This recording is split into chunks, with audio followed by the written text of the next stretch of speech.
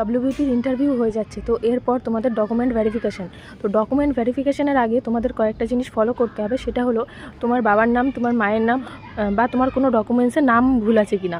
যদি তোমাদের এমনটা হয়ে থাকে, যদি তোমার নামে স্পেলিং ভুল থাকে যে কোনো ডকুমেন্টসে, সেটা Aadhaar card, PAN card, I card, যাই হোক না কেন, তোমার নামের স্পেলিং যদি ভুল থাকে এবং তোমার মা বাবার আধার কার্ড, প্যান কার্ড এবং যে কোনো ডকুমেন্টসে যদি নাম ভুল থাকে, নামের স্পেলিং ভুল থাকে, তাহলে তোমরা দেরি করো না, তোমরা কোর্টে যাও, কোর্ট থেকে কোর্ট অ্যাফিডেভিট বের করে নাও। কারণ কোর্টে থাকলে তোমাদের আর কোনো সমস্যা হবে না। তোমরা যে ডকুমেন্টসটা দেবে তার সঙ্গে ওই পেপারটা অ্যাড করে দেবে, তাহলে আর তোমাদের কোনো সমস্যা হবে না। তোমরা কয়েকজন জিজ্ঞাসা করেছো যে দিদি আমার বার্থ সার্টিফিকেট নেই, তাহলে আমি কি করব? সার্টিফিকেট যদি না থাকে তাহলে অ্যাডমিট কার্ড, মাধ্যমিকের অ্যাডমিট কার্ড দিলে হয়, কিন্তু যেখানে তোমার ডকুমেন্ট ভেরিফিকেশনটা হবে সেখান থেকে হয়তো এটা গ্রাহ্য না করতে পারে, ওরা হয়তো এটাকে না মেনে নিতে পারে।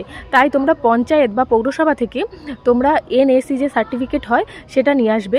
তো তোমরা এই এনএসি সার্টিফিকেটের জন্য পঞ্চায়েত বা মিউনিসিপ্যালিটিতে গিয়ে যোগাযোগ করতে পারো। আশা করি তোমাদের এ বিষয়ে সব তথ্য তোমাদের ওখান থেকে দিয়ে দেবে, কি করতে হবে না করতে হবে। তোমরা আর একটা কাজ করতে পারো, সেটা হলো তোমরা কোর্ট অ্যাফিডেভিট নিতে পারো। তুমি কোর্টে গিয়ে তোমার নাম এবং তুমি কোথায় জন্মগ্রহণ করেছিলে এবং কত তারিখ বা কত সালে জন্মগ্রহণ করেছিলে সেটা বললে ওরা ওখান থেকে কোর্ট অ্যাফিডেভিট বের করে দেবে। জন্ম প্রমাণ হিসাবে তোমরা সেটাও শো করতে পারো ডকুমেন্ট ভেরিফিকেশনের সময়। এছাড়া অনেকের তোমাদের জমির দলিল নেই, তো জমির দলিল যাদের নেই তারা জমির খতিয়ান এবং মিউটেশন সার্টিফিকেট দেখালেও হয়ে যাবে।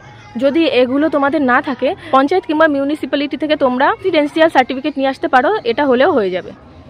এছাড়া তোমরা ট্যাক্সের রসিদ দেখাতে পারো যে আমরা এত বছর একটা জায়গায়, একই জায়গা থেকে ট্যাক্স কেটে যাচ্ছি।